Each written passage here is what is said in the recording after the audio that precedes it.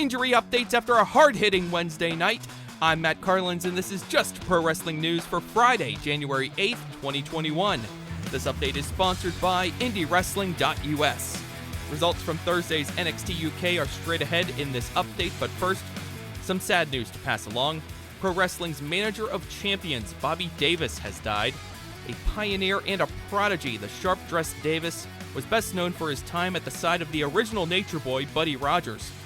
Davis was still in his early 20s when he played a key role in building up the 1961 match of the century between Rogers and Pat O'Connor. Bobby Davis was 83.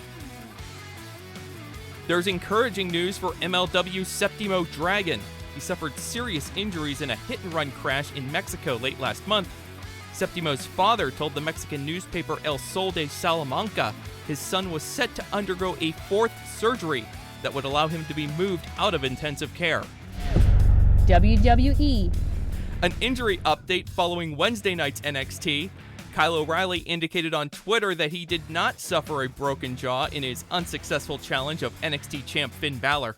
Tonight's SmackDown has a pair of title matches. Big E defends the Intercontinental title against Apollo, and the Street Profits put their tag belts on the line again against Dolph Ziggler and Robert Roode.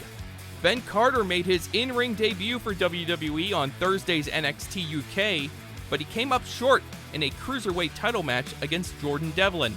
Ginny is the new #1 contender for the NXT UK women's title. She beat Piper Niven with an assist from a new ally, Joseph Connors. Next week's show will see Walter defend his UK championship against A-Kid. AEW.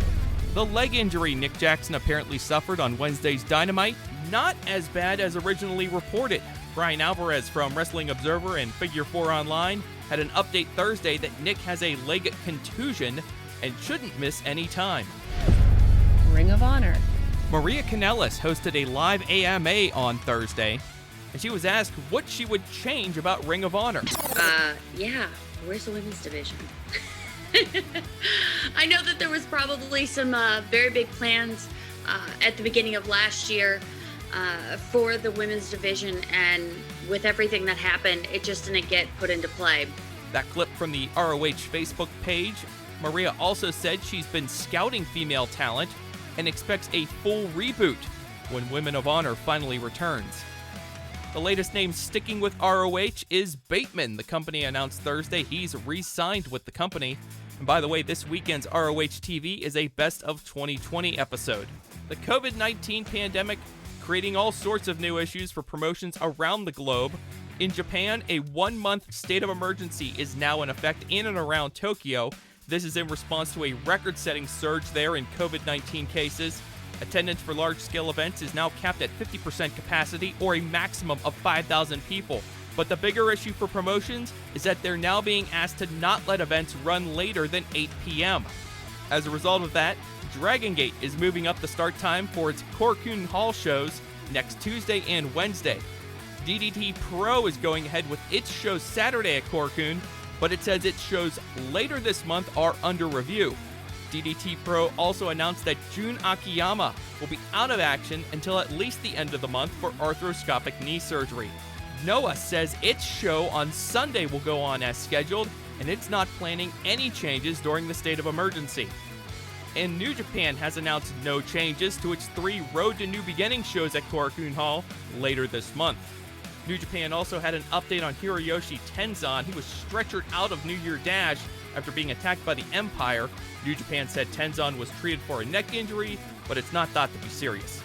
Tonight's New Japan Strong has fresh in-ring content, headlined by a 6-man tag, Brody King and the Regal Twins versus JR Kratos, Danny Limelight, and a mystery partner.